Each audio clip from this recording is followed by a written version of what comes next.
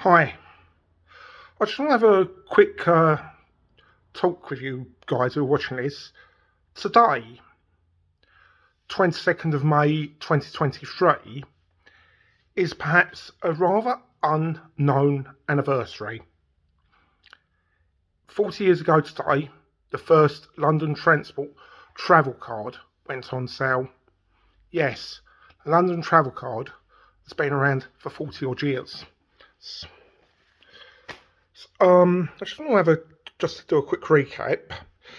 In 1981, we had on London Transport buses, we had a new flat fare area which was called a fair deal. You could travel in basically the area shown on the orange of that map for 25p adults or 10p child. Now, most fares in that zone were reduced, but the short hop fare of about a mile, or the minimum fare, more than doubled from 12p to 25p. The maximum fare in London in 1981 was 70p, but I'm not going to go through the whole fare scale. In late 1981, we had the fare zones, which was part of the fares fare scheme.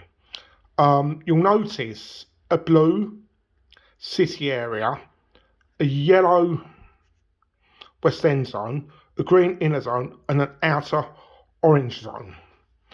The maximum fare letting was 40p for 3 or 4 zones. Many of you will remember that the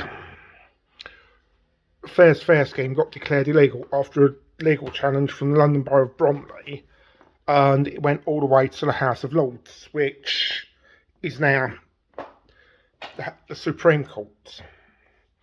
But the GLC and London Transport were not put off totally by this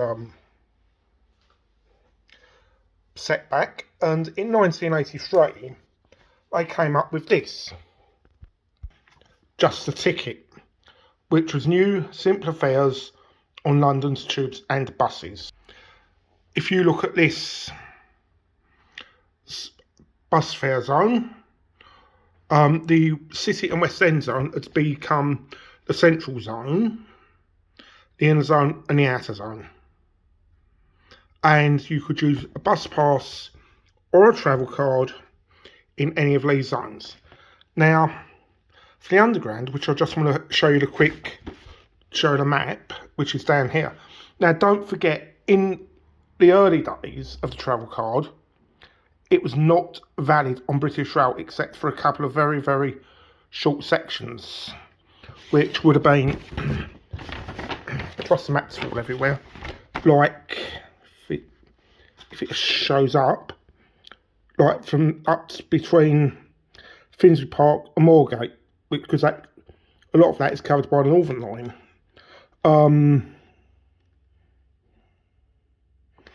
And that was about it at the moment.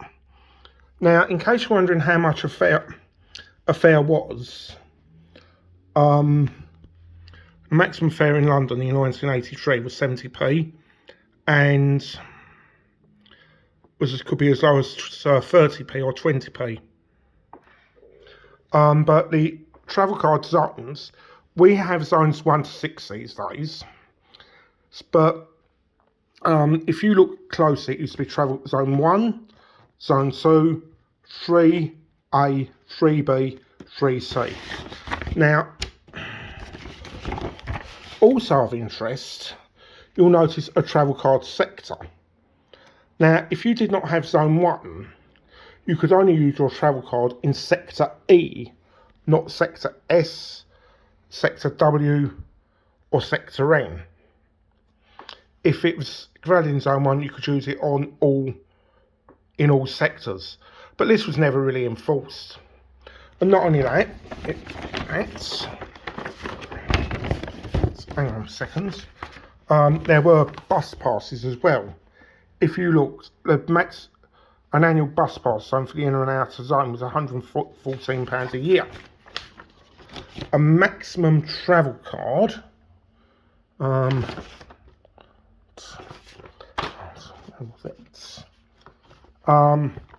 Well, they range from as little as £2.80 a week for one zone, not central zone, up to £480 a year. These days, some monthly tickets cost more than that.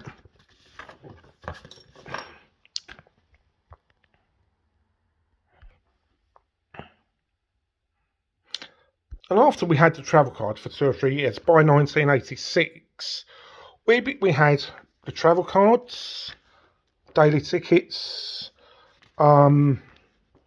cheap day returns, 1 day travel cards. You could still have a day return fare. But then in the zones you had travel cards, visitor tickets, which was the London Explorer Pass. The difference between that and the travel card was you could use it on the Airbus to get to Heathrow Airport. Yes, obviously we had the travel cards, and that's what an old paper ticket used to look in the beginning. And in 4 years,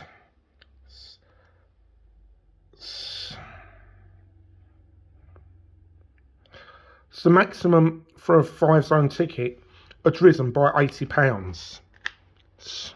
Child rate travel cards were available.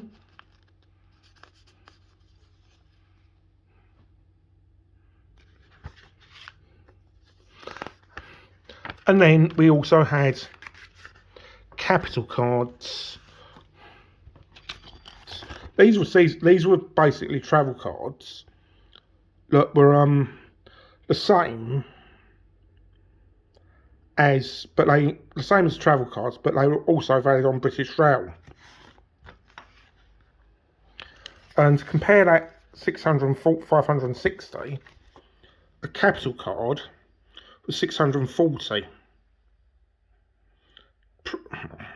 Perhaps around about £11 or £12 a week.